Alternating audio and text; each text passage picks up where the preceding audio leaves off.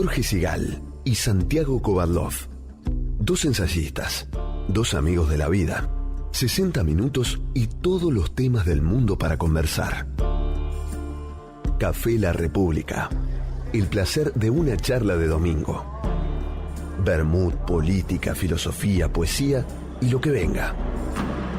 Café La República. Un lugar para encontrarse. Por la 1110. La radio pública de Buenos Aires. Y ahora sí, como corresponde a este espacio que hemos denominado Café La República, segunda hora de Haciendo Pie, último programa de este año, de este principio de año, porque a partir de febrero vamos a tener una programación especial. Pero nosotros nos vamos a reencontrar en vivo en marzo, con Mónica, con Santiago. ¿El ciclo número cuánto? Ay, no sé, quinto creo que es. ¿Quinto? Santiago sabe de estas cosas. A ver, Santiago sabe contar, entre otras cosas. Entre otras muchas cosas que sabe. Hola Santiago, ¿cómo estás? Bueno, estamos tratando de hablar con Santiago. A ver, nos vamos a sacar la duda si es el quinto. Que está entre Quelauquen, porque ayer dio, Mónica, te cuento vos, una conferencia. Sigue paseando. No, paseando, está trabajando. No, ahora está bueno, él trabajando. No diría que trabajando. No, pero estuvo descansando. Eso sí, eso fue antes. Y ahora ya retoma su trabajo de conferencias, ahora que a él le gusta sí. tanto, ir a distintos lugares del país a hablar, hacer un análisis de la realidad y todo, así que bueno nosotros vamos a tener en contacto en un ratito. Sí, estamos probando con la tecnología, a veces nos juega a favor, a veces nos juega en contra, en general nos juega a favor.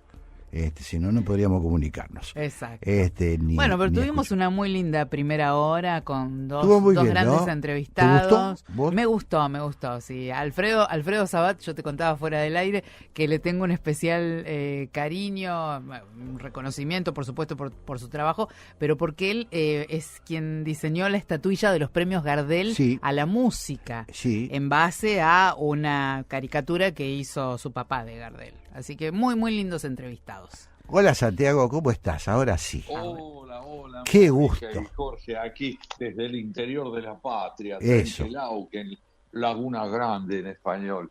Aquí estoy y muy, muy, yo diría, prendido de todo lo que se ha venido desarrollando a lo largo de este programa tan versátil como siempre, pero por eso mismo, cada figura que aquí ha estado con nosotros hoy vuelve a demostrarnos que la personalidad de nuestros invitados es realmente irreductible a una generalización. Hoy la hemos tenido a Claudia Gil, y Claudia Gil es Claudia Gil. Y Alfredo Sabat es Alfredo Sabat, y vos, Sigal, sos vos. Así que aquí, en cuanto a lo que decías a nuestros queridos oyentes, efectivamente, cursamos el 5º año de nuestra vida radial y volveremos en marzo, después de esta audición, con nuevas propuestas. Sí, en febrero vamos a tener programación especial, digo, para nuestros oyentes, así que lo sepan, y en el primer domingo de marzo acá vamos a estar como siempre. Ahora, la paradoja de este programa de hoy, Jorge, para quien lo ha escuchado, como seguramente muchos oyentes lo han hecho, es que nosotros desplegamos nuestra convicción acerca de la importancia del encuentro, de la palabra del otro, de la pregunta que permita que el otro intervenga con sus propios puntos de vista.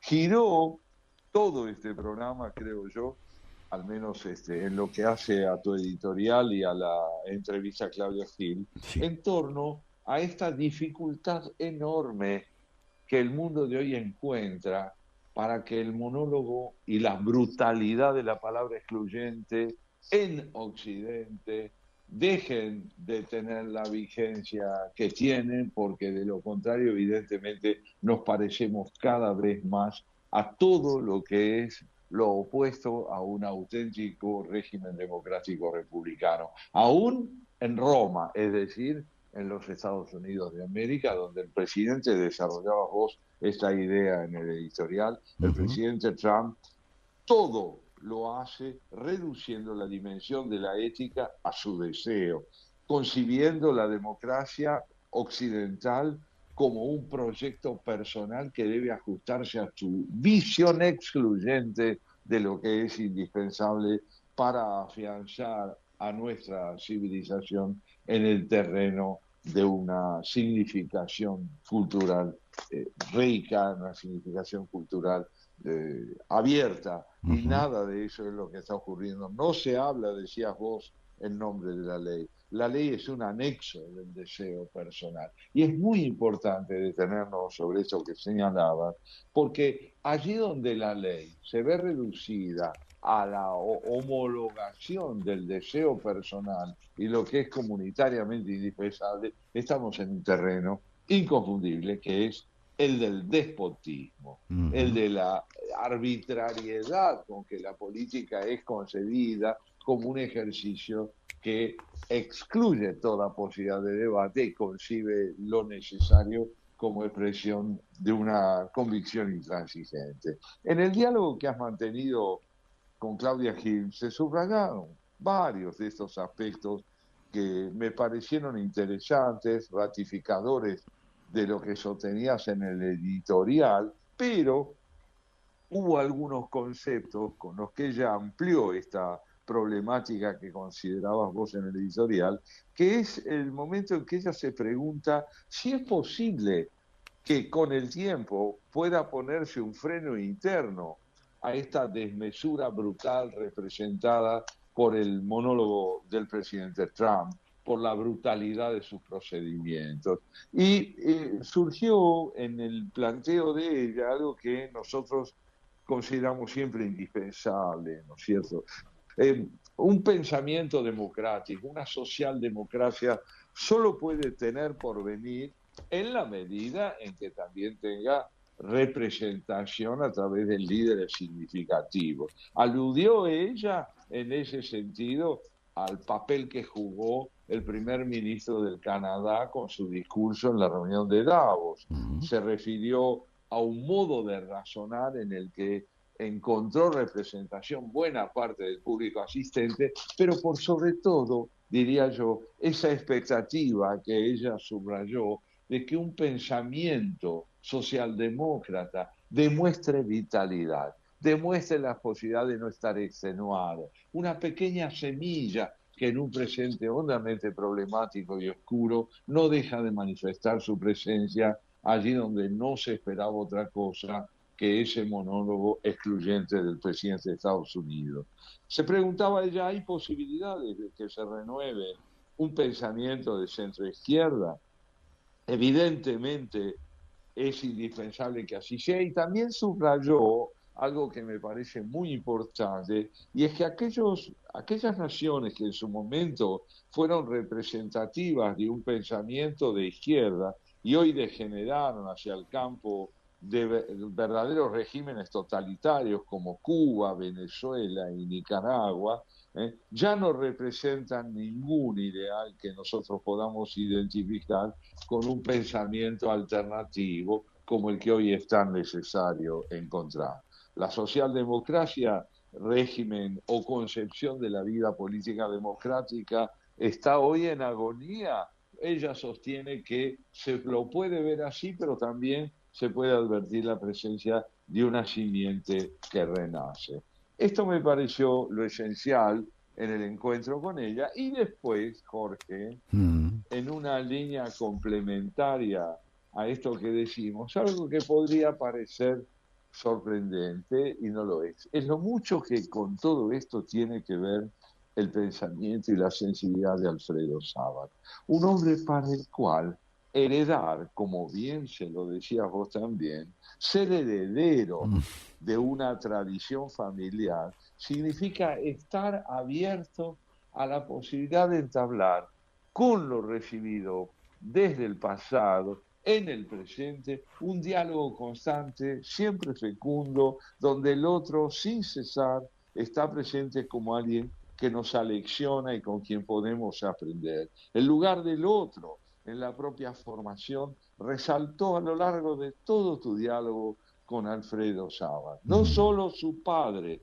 sus abuelos, el medio donde él se cría, una casa donde la música, la pintura, el arte son esencialmente materia ofrendada por los mayores a quien debe crecer y puede ir en busca de su propia autonomía a través del encuentro con los demás. Ahí, en esta idea de entablar con otros la posibilidad de un aprendizaje donde yo creo que se vuelve a poner de manifiesto el valor de una actitud que podríamos llamar pluralista, abierta y dialógica. Alfredo Sabat es un gran artista en cuya formación y en cuya capacidad expresiva puede advertirse la fecundidad del encuentro con quienes lo precedieron y por lo tanto con una tradición.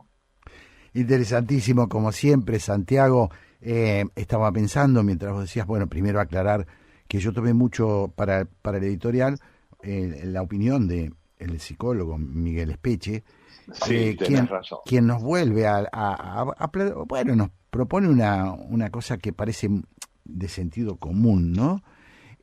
No todos andamos diciendo las cosas como las pensamos y no por eso somos hipócritas, pero si uno dijera las cosas como las piensa en la calle, por ejemplo, seguramente tendría muchos problemas.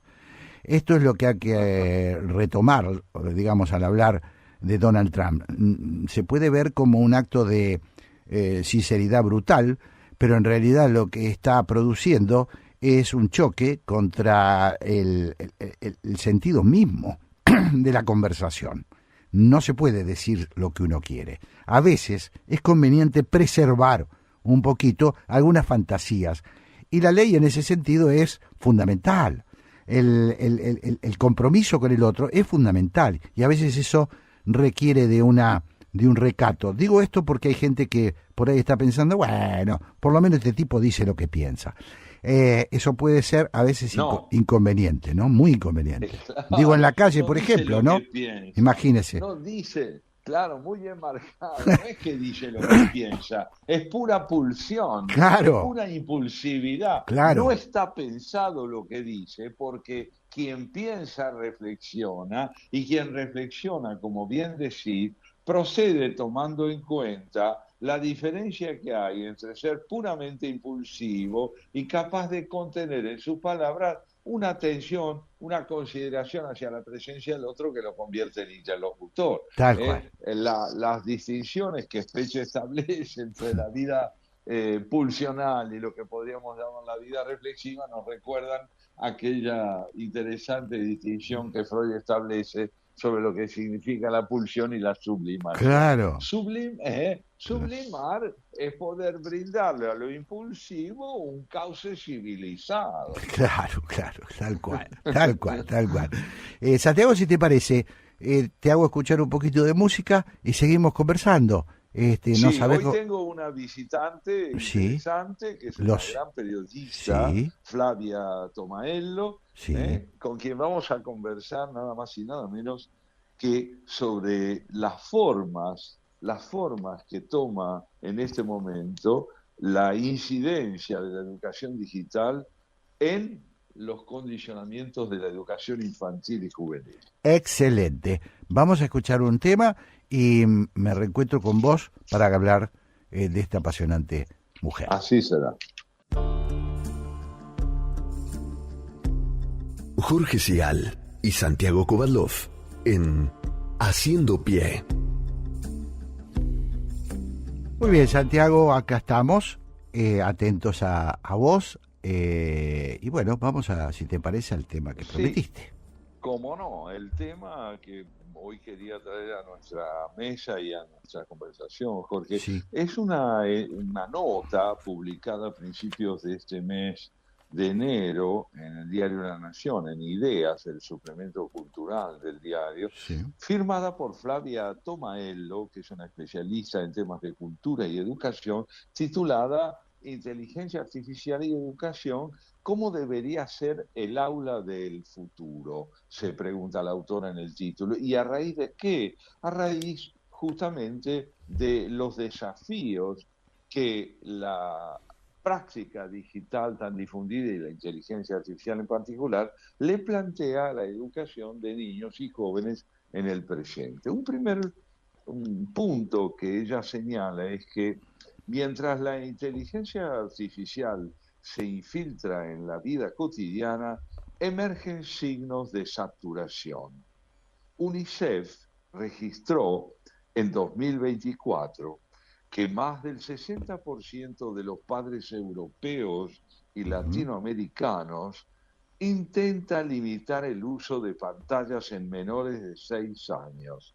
La neurocientífica Tania Singer, desde la Universidad de Stanford, comprobó que la exposición prolongada a dispositivos en la infancia altera los circuitos neuronales de la empatía y la autorregulación emocional.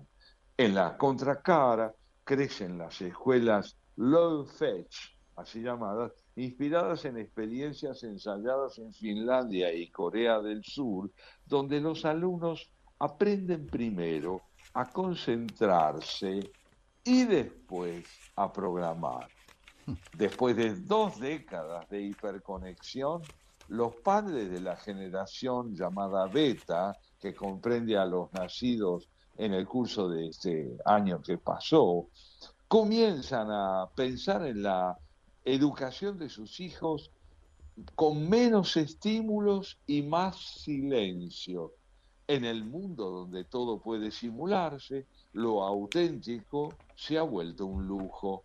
Un estudio realizado por el MIT, la Media Lab junto con la UNESCO, advierte que las políticas educativas tenderán a retrasar la exposición digital. El modelo proyecta entornos sin pantallas para los primeros años, con el fin de reforzar la atención, la imaginación y la empatía. El hallazgo coincide con un estudio longitudinal de la Universidad de Oxford y que nos dice que los niños que pasan sus primeros 5 años con juegos analógicos presentan mejores niveles de concentración y vocabulario. La generación beta podría ser la primera que asocie la tecnología con el límite y no con la expansión. Así se nos presenta en nuestra mesa, Jorge, Flavia Tomaelo. ¿Qué me decís? Interesantísimo. Yo estaba pensando, Santiago, lo hemos dicho alguna vez, lo hemos conversado al aire contigo. Estamos frente ante una brutal incorporación de la tecnología a nuestra vida. Eso sucede en tiempos muy cortos. No nos da tiempo, valga la redundancia, no nos da tiempo a la experimentación. Si bueno, nos vamos a tomar este trabajo probando, esto irrumpe. Y lo que estamos viendo es que en esa irrupción, me parece a mí, lo que dice este especialista es, vamos a ponerle freno, pongámosle un freno al consumo de tecnología. Pero bueno, lo que más me asombra es esto que te estoy diciendo, que no tenemos tiempo y que es probable que el daño que se produzca a una generación, a la generación que lo está experimentando, por momentos pueda ser irreparable. ¿No? No sé si se entienden. Que se explica muy bien. Escúchame, ¿qué significa aprender? Sino contar con tiempo para asimilar. Claro. El verdadero aprendizaje no es la idoneidad puramente tecnológica que nos permite proceder con rapidez. La verdadera idoneidad en el campo del estudio es la comprensión no solo del modo de operar, sino de las causas, consecuencias, efectos subjetivos y no solo objetivos que generan nuestros modos de aprender. Vos sabés que justamente Tomaelo recuerda que Iván Petrella, el director de Cultura y Ciencia de la Fundación Bunge-Born, sí, recuerda que la revolución que es preciso llevar adelante es más antropológica, y está lo tuyo sobre el tiempo, es más antropológica que informática. La inteligencia híbrida redefine qué entendemos por humanos. Si los algoritmos, es decir, la secuencia finita y ordenada de instrucciones para poder proceder, si los algoritmos aprenden de nosotros y a la vez nos enseñan, la educación se vuelve una defensa ética frente a la automatización. Claro. No se trata solo de dominar una herramienta, sino de comprender qué clase de vínculo estamos creando con ella y añadiría yo, Jorge, con los demás, Claro. porque evidentemente esto tiene efecto sobre el vínculo con los demás y ahí se conecta, creo yo, con lo que hemos desplegado a lo largo de este programa, en vos, en tus dos entrevistas y en el editorial en que recordabas las reflexiones del doctor Speche. Es esta idea de la configuración del otro como alguien significativo o no, y en qué términos lo es. Sí, yo creo que ahí, Santiago, también estamos frente a estamos ante una realidad que difícilmente podamos controlar, y esto muchos analistas lo han observado, es que lo que va determinando la evolución tecnológica, lo que va determinando la innovación, no es necesariamente la necesidad que tenemos los seres humanos para nuestro desarrollo, sino lo que Silicon Valley determina. Es decir, lo que el invento, yo no estoy, con esto no estoy haciendo una apología anticientífica, al contrario, ni antitecnológica, me parece una maravilla la tecnología, me encanta tener un teléfono y llevarlo a todos lados, me parece un gran avance. Una oportunidad hermosa y un privilegio vivirla, un privilegio de vivir. Pero también es cierto, y acá volvemos un poquito, me parece, Santiago, a relacionar los temas con la primera parte de nuestro programa, que es no todo lo decide, el Estado no puede desaparecer. La responsabilidad del Estado no puede desaparecer. No puede desaparecer ni como lenguaje, ni puede desaparecer en su rol. Entonces, que ahora tengamos que ir sobre la marcha a ver, bueno, cuidado con las escuelas, cuidado con los chicos, puede significar, si no lo hacemos bien, que una generación entera se use como campo de experimentación. Es como tirar la bomba atómica, ¿no? Sí, está fenómeno. Después le ponemos prohibiciones a la energía atómica, digamos, se usa para fines pacíficos, se regula, pero murieron millones de personas por ese experimento, ¿no? Se infiere claramente de lo que vas diciendo que nuestra preocupación gira en torno a la índole de subjetividad que pueden derivarse de las configuraciones abusivas que hagamos de la tecnología, y no solo de la ausencia de capacitación en ese orden que generan la miseria, el aislamiento y demás. Los dos extremos, la ausencia de capacitación y la reducción de la capacitación al orden puramente tecnocrático, amenazan, sin duda, ese concepto de subjetividad que está tan unido a nuestro ideal político, claro, que es el del diálogo, que es el del espíritu crítico, que es la capacidad de no homologar los medios que tenemos para aprender a nuestra propia identidad. Una cosa es una herramienta y otra cosa es un sujeto. Fíjate vos que ella dice, me refiero a Flavia Tomaelo, en la nota que estamos comentando, que el informe 2025 del Oxford Internet Institute refuerza la hipótesis que estamos desarrollando. Los aprendizajes mediados por pantallas tienden a ser más superficiales y menos persistentes que los que están basados en exploración directa y personal. Para el doctor Levi Yeyati, que es profesor plenario de la Universidad Torcuato Di Tella, esto traduce un riesgo. La educación, dice, debería invertir su lógica de siglos, dejar la transferencia de contenidos al modelo y concentrarse en la práctica, en la prueba y error, en la creatividad y en el accidente, que como son difíciles de describir hoy, le son esquivos al algoritmo. En esa línea advierte, la automatización no desplaza solo tareas, sino también valores. Cuando todo se mide por su productividad, lo humano queda fuera del cálculo. pero la educación no puede guiarse por la lógica del mercado. Su función es formar criterio, no rendimiento.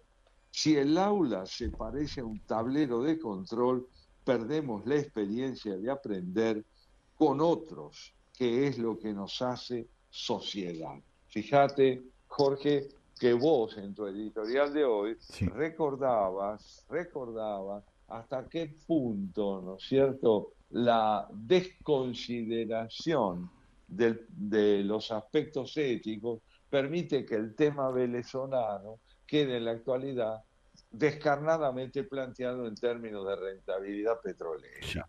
Entonces, y esto es todo. Si todo lo real se reduce a la rentabilidad, digamos que hay una infinidad de actividades que tienen que ver con la creatividad espiritual, con la reflexión en su sentido más trascendente, que son abolidas por la falta precisamente de rentabilidad. Claro, claro.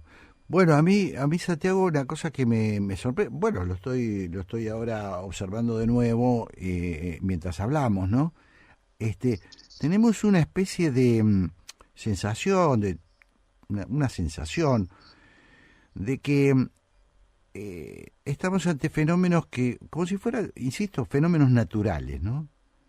Bueno, es difícil prever que se mueva la Tierra, y eso genera muchas veces tragedias. Es difícil prever una inundación muchas veces, pero esto no es así.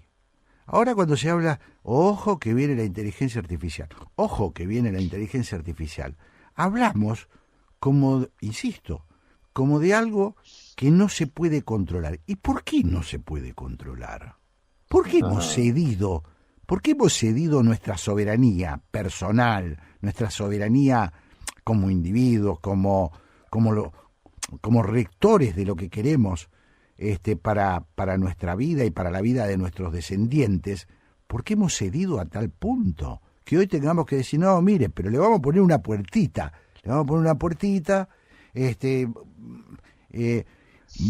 te digo, es interesantísimo el debate, ¿no? Es interesantísimo. Claro, la pregunta que te estás planteando, ¿por qué no?, tiene mucho que ver, creo yo, aunque esto no constituye una respuesta exhaustiva, con la necesidad, evidenciada por el uso abusivo que a veces hacemos de la inteligencia artificial o de Google incluso, de respuestas que nos permitan escapar a los dilemas que plantean la complejidad de los problemas. Uh-huh. Un problema complejo generalmente no tiene una respuesta unívoca. Claro. Y cuando buscamos respuestas unívocas, excluyentes de la duda, capaces de aniquilar la ambigüedad que encierran los mejores problemas que tenemos que enfrentar, fatalmente apelamos con la avidez de un adicto a encontrar respuestas que nos liberen de una buena vez de lo que puede haber de problemático en los temas y problemas que tenemos que enfrentar.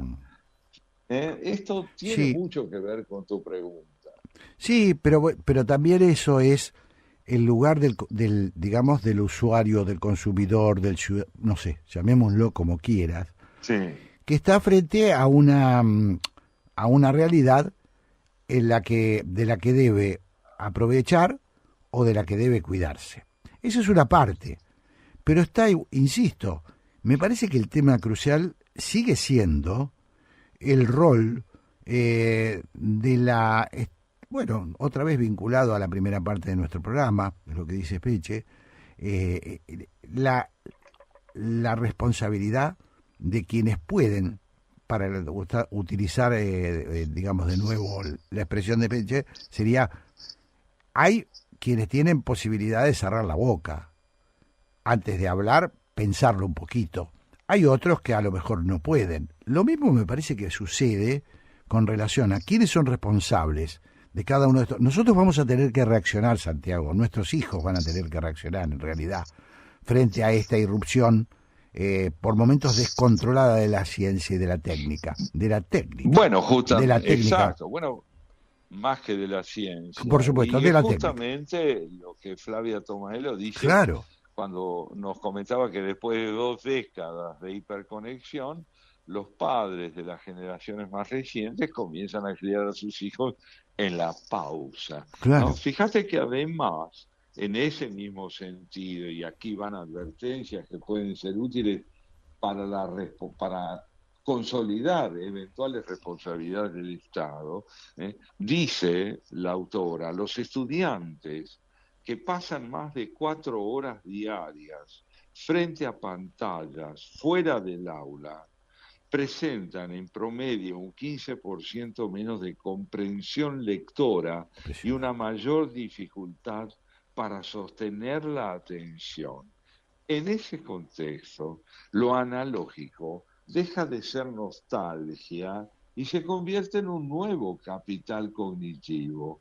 Los cuadernos, mira esto, los cuadernos, los lápices, incluso el dibujo a mano, recuperan valor pedagógico. Son los espacios donde la mente todavía se permite divagar, Hmm, dice. Y esta divagación, que podríamos en principio asociarla a distracción, claro. tiene en cambio muchísimo que ver con la capacidad de aventurarse a buscar sentidos, significados y formas.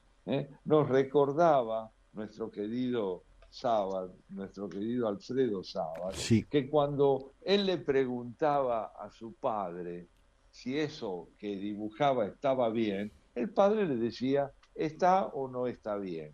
Pero la búsqueda aparece en todo el proceso que él mismo describía cuando nos dice que su padre y él mismo dibujaban acompañados por música, por aquellas melodías que en el proceso mismo de la creación los iban llevando de la mano por una exploración que finalmente redundaba en el florecimiento de una forma. Esto es el sentido verdadero de la divagación, al que está unido lo que reivindica Flavia Tomaelo. Fíjate, cuadernos, lápices, dibujos a mano que recuperan valor pedagógico, es decir, donde el cuerpo interviene en forma directa en la producción de aquello mismo que le importa.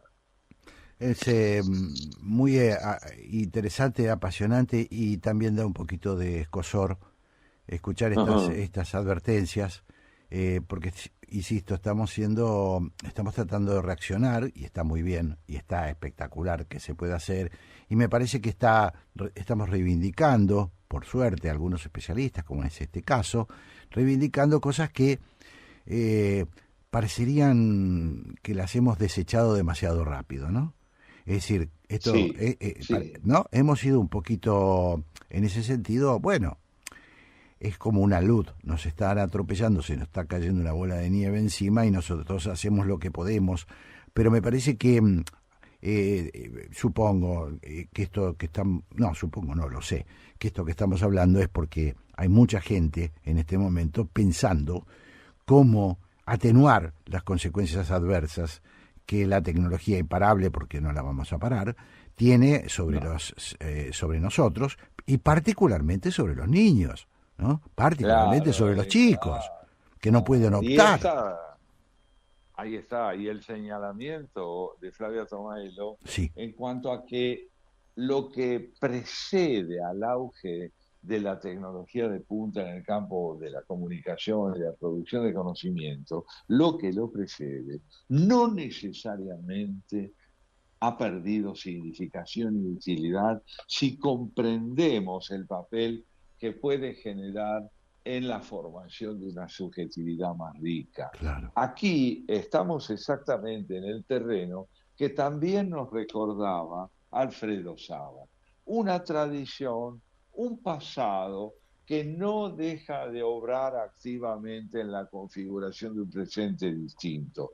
El dibujo de Alfredo es distinto del de su padre, y el dibujo de Alfredo es distinto del de su abuelo, pero sin el dibujo de su abuelo y del de su padre, él mismo no sería quien verdaderamente es. Claro. Quiero decir con esto que la herencia, lo heredado, ese capital de recursos que provienen de siglos de tradición, sobre todo en el campo expresivo, como por ejemplo el lenguaje, no deben verse empobrecidos o abandonados con la presunción de que podemos dejar atrás todos esos recursos sin dejarnos atrás a nosotros mismos. Claro. Estaba pensando, Santiago, si ha habido alguna etapa del desarrollo de la humanidad equiparable, y permito dudar de que haya habido algo equiparable, porque la rapidez del desarrollo tecnológico no es lo mismo la aparición del automóvil o la aparición de la energía nuclear que esto que está pasando, porque cada vez es más acelerado, cada vez nos da menos tiempo a pensar. Creo que que esto es lo que estamos advirtiendo, ¿no? En que se desecha por desuso, ¿no? Se desecha por desuso. Se presume, claro. Esta presunción axiomática, te diría, que opera en nuestra cultura, sí. de que lo nuevo aniquila a lo anterior, rompe la continuidad y lo que podríamos llamar con términos algo inapropiados, la capitalización que a lo largo de los siglos se hace de un saber en órdenes fundamentales. Claro. Es como si dijéramos, ¿no es cierto?, que porque hoy podemos leer en una pantalla, debemos dejar de leer en un libro de papel. ¿No es cierto? No. No necesariamente lo nuevo está reñido con la significación de lo previo. Si se complementan, se puede llegar infinitamente mucho más lejos, ¿no? Claro. Fíjate que la idea de haber atravesado una pandemia como la que atravesamos y que tanto incidió en la búsqueda de formas de paliar el aislamiento a través del uso de la tecnología, también generó en la nota de Flavia Tomaello, está subrayado, la necesidad de volver a pensar si pasada la pandemia no podríamos recuperar muchos de los recursos previos en lo que hace al orden presencial, ¿no? Y ella cita una reflexión de la doctora en educación y miembro del CONICET, que es Mariana Mayo, que dice: luego el acceso generalizado a los teléfonos celulares marcó nuestras subjetividades de formas diversas. Atravesamos además una pandemia que aceleró procesos de digitalización y desde el punto de vista educativo dejó claro que podemos seguir educando en condiciones muy alteradas. Sin embargo, la vuelta a la presencialidad mostró que aquello no alcanzó para desarticular una matriz didáctica clásica centrada en la transmisión y en la repetición. Esta especialista sostiene que la desconexión total es un espejismo. Tenemos que reconocer que vivimos una realidad híbrida y que nosotros también somos híbridos. Muchas veces el discurso de la desconexión viene de hogares paradójicamente muy conectados. Se le pide a la escuela que resuelva un problema que no creó, ya que son las familias las que entregan los teléfonos celulares a edades cada vez más tempranas. Y también se le exige que renuncie a las tecnologías cuando en realidad lo que se discute es el uso masivo del teléfono celular. El problema está en la masividad y no en el empleo. Qué atinado, ¿no? Porque también ahí también está el tema de la responsabilidad individual y de dejarse atropellar por la ola, ¿no? De dejarse atropellar por la ola. Hay una ola, bueno, pero vos podés en tu casa, así como ponés otros límites, así como ponés, digamos, no dejás que un chico, porque esté de moda determinada cosa, lo acceda a eso automáticamente, así como en una época nos pusieron límites para ver televisión, porque nosotros somos de esa generación. Les decían, bueno, no, televisión todo el día no. Hoy se puede hacer lo mismo con la tecnología, ¿no es cierto? Bueno, y como no está, ahora empieza a haber más orientación, pero mucha orientación no hay porque es muy nuevo. Entonces, también la familia tiene que saber autopreservarse, ¿no? Muy bien, a tal punto que recordaba con tus ejemplos otro muy significativo, Sí. que más de una vez los padres exigen a los maestros que promuevan en sus hijos el interés en leer, cuando en su casa Claro. no se lee. Claro. En su casa no se lee, los libros no abundan, el interés por la lectura no aparece. En consecuencia, la escuela no puede proceder sola, ni tampoco los hogares proceder en forma aislada. Claro, La claro. complementación vuelve a aparecer como indispensable. Me hiciste acordar, perdóname que te voy a traer Sí, un cómo recuerdo no. personal. Una vez me tocó ver al rector Raúl Aragón, era rector fue un conocido rector del Nacional Buenos Aires y luego del Nicolás Avellaneda, ¿no? Y yo estaba ahí por casualidad, en la puerta, en el despacho de él. Y entonces vino una señora que le dijo a Aragón, escúcheme, yo no puedo entender cómo los chicos vienen con el pelo tan largo, ¿por qué no le prohíben a mi hijo entrar con el pelo tan largo? Y Aragón lo miró y dijo, señora, ¿por qué no le hace cortar el pelo a usted? Bueno, me parece que es así también, ¿no es cierto? Se puede pegar todo de la autoridad externa. Claro, eso es. Bueno, y justamente la riqueza de esa nota cuya lectura recomendamos, publicada en IDEA el sábado 3 de enero de 2026, precisamente abre un campo, yo diría, de interrogaciones y complementaciones muy rico. Sostiene, por ejemplo, la nota, Sí. citando a la autora Maggio, a quien nos referíamos. La pregunta no es cuánta tecnología hay en el aula, sino qué clase de vínculos produce. Claro. Si el aprendizaje ocurre entre pantallas que no dialogan, no hay transformación. Pero si usamos la inteligencia artificial para crear, contrastar y debatir, el conocimiento se vuelve vivo. Lo importante no es domesticar la herramienta, sino reencantar el proceso educativo. Mirá qué interesante Qué bien, el verbo que utiliza la doctora Maggio, citada por la autora de esta nota. Reencantar el proceso educativo. Y también se hace referencia aquí a los programas más exitosos en este proceso que es imprescindible emprender y afianzar. Los programas más exitosos no enseñan a usar tecnología, sino a interrogarla. Allí aparece un nuevo tipo de alfabetización, ética y algorítmica a la vez. Los nuevos programas de Finlandia, Singapur y la provincia de Buenos Aires apuntan en esa dirección. Aulas que alternan lectura en papel con inteligencia artificial supervisada, talleres de pensamiento computacional y pausas de silencio.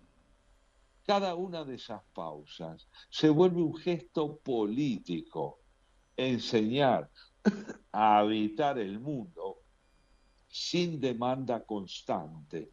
En ese equilibrio, la escuela podría redefinirse como un espacio de resistencia cultural.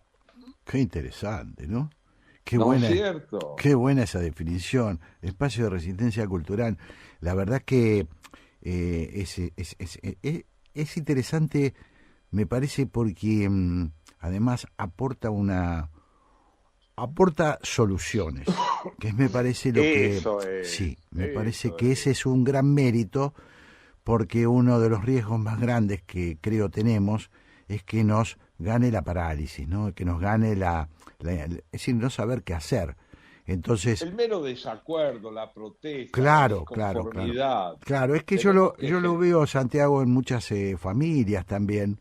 De verdad no saben cómo hacer con sus hijos. De verdad no saben cómo hacer. Entonces, necesitan este tipo de orientaciones. No, ya lo creo. Déjelo usar la pantalla, pero no lo deje, como antes, no deje que no lea. No permita que no lea, porque no es lo mismo, claro. No se reemplaza esa función por la otra, ¿no? Me parece que es muy interesante en ese sentido. La gestación de formas alternativas que permitan integrar la fecundidad de lo nuevo con la riqueza de lo heredado, como por ejemplo esta propuesta espectacular que aquí se llama, pausas de silencio. Pausas de silencio, qué bueno. De silencio. No vivir aturdidos claro. por la abundancia de información aluvional. Claro. Bueno, y Sí, perdón. Sí, no, decía que la autora de esta nota, ¿no? Sí. Señala esta frase que vuelvo a subrayar: enseñar a habitar el mundo sin demanda constante. Claro. Es también una reivindicación, lo hemos hablado contigo varias veces, lo hemos hablado al aire. Sí. Está muy bien aburrirse de vez en cuando, ¿no? Y bueno, es así la historia del ser humano. Nos tenemos que aburrir de vez en cuando. El aburrimiento no es necesario, es patológico no estar aburrido nunca. Claro. No, los dos extremos son patológicos. No hay duda. Vivir apasionadamente es fundamental, pero no todos los instantes del día. Claro. Creo que es así. Sí, Fíjate lo que nos dice nuevamente la autora de esta espléndida nota. Hay que enseñar a preguntar, a verificar fuentes y hacer una pausa antes de aceptar una respuesta. Hay que enseñar a comprobar, a contrastar, a conversar. Así la inteligencia artificial puede ayudar, pero no decide por uno. La prioridad no es usar tecnología, sino formar criterio, carácter y vida en común. Muy interesante. Vida en común. Realmente extraordinario, ¿no? El análisis de esta cuestión, me parece que aprendimos mucho hoy, gracias a... Así es, hemos aprendido mucho porque, como bien subrayar, estamos leyendo a una autora que a través de los pensadores e investigadores a los que hace referencia en su nota y de su propia reflexión, nos muestra que el humanismo tiene un porvenir y no forma parte de aquellas formas de concebir el mundo y la subjetividad que han quedado atrás. El desafío es no abandonar lo nuevo concibiéndolo como algo terrorífico o caer en sus manos de manera servil como si fuéramos idólatras. No, es luchar por una subjetividad autónoma que sepa extraer la máxima fecundidad de lo nuevo y preservar la riqueza orientadora de una tradición cultural espléndida. Está muy bien, creo que nos deja muchas enseñanzas esto que estamos analizando. Creo que otra vez estamos ante un dilema, pero es muy bueno saber que existen especialistas que nos están dando soluciones que están a mano, porque hay otras que no están a mano. La tecnología va a avanzar a nuestro pesar, va a haber deformaciones, va a haber abuso, como lo está viendo en las redes sociales, pero hay reserva y hay formas de resistencia, yo lo llamaría así. Creo que hay formas de resistencia. Muy bien, la resistencia cultural, como la misma autora, la misma profesora Flavia Tomaelo nos lo dice. Exactamente.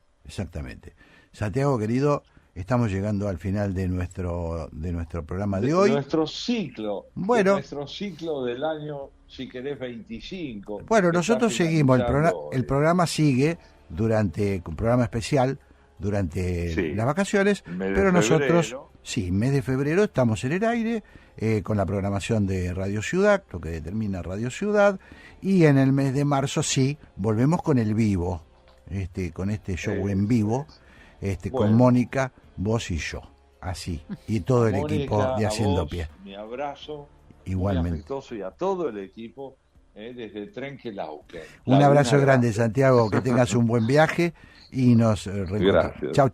Chau, Mónica. Hasta pronto. Chao, Chau. hasta el próximo comienzo de ciclo. Eso. Ahí va. Chau. Gracias. Haciendo Pie, porque no hace falta hundirse para llegar al fondo de la información.